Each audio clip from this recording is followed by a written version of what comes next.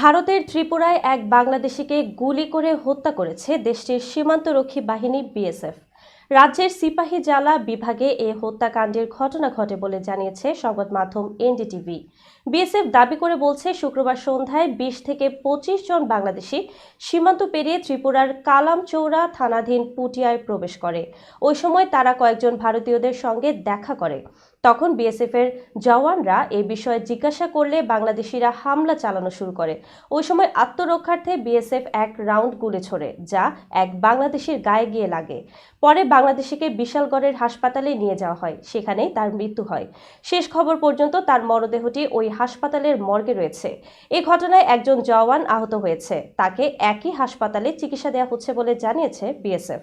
এদিকে ভারতীয় বাহিনীর দাবির সত্যতা নিয়ে যথেষ্ট সন্দেহ রয়েছে, কারণ বাংলাদেশ ভারত সীমান্তে প্রায় বাংলাদেশিদের গুলি করে হত্যা করে বিএসএফ।